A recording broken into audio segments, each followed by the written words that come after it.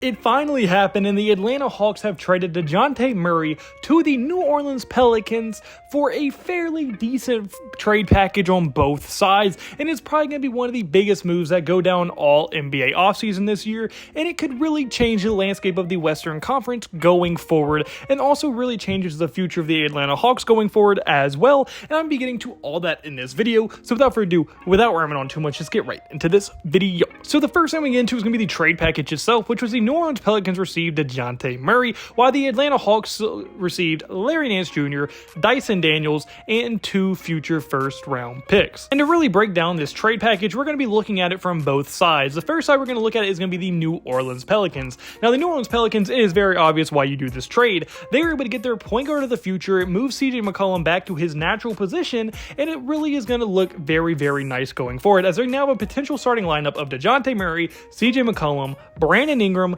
Zion Williamson, and Jonas Valanciunas. Now, they still have to do a few things, like they're going to have to re-sign Jonas, they're going to have to re-sign Brandon Ingram, but this now opens up a world of possibilities, because even in the world where even their newly drafted Wes Messi ends up being their starting center next year, it's going to fit much better now that they have a true point guard in Dejounte Murray. And on top of that, if they're not able to re-sign Brandon Ingram and still have to trade him, now they can trade for another star or a lot of very good role players to help replace him, opposed to having to use Brandon Ingram just to replace him with another star. Now they don't have to do that since they just got Dejounte Murray, and we're able to do that without trading Ingram in the process, which is extremely, extremely important for the potential future of this Pelicans franchise. Now, if I was running them, I would want to try to run it back with Ingram to keep the continuity together and as much chemistry as possible, because now if you trade Ingram as well, now you're going to have to integrate 2 new stars to a lineup with Zion and CJ, which could be more difficult than if you just added Dejounte and ran it back with the rest of the same team you once had.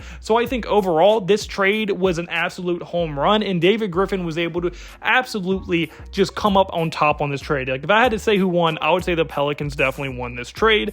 I mean, you got a beast of a point guard who's very good on both sides of the ball, fits your team perfectly, fills the needs you needed, and you didn't even have to get rid of Brandon Ingram, who's been in trade rumors all offseason, and that is extremely, extremely impressive, because there wasn't that much leverage going for the Pelicans and not getting rid of Brandon Ingram. And then even before the trade deadline just last year, the Hawks were asking for guys like Herb Jones, and that's why the trades initially kind of went away and the trade talks went away.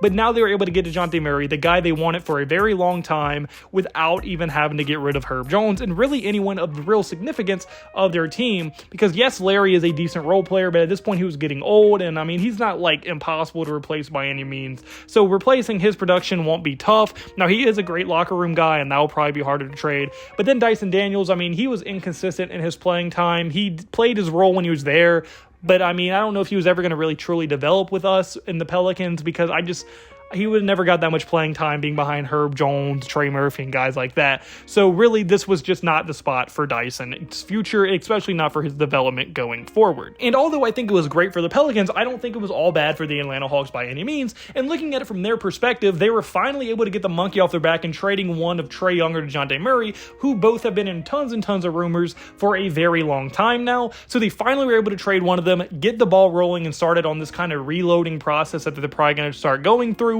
And I think that this is a huge step in that direction. And they also were able to get guys in draft capital. I mean, for a reloading team, draft capital is very important, whether you're going to trade it or use it in the draft. I mean, it's very important to have as many picks as you can possibly have.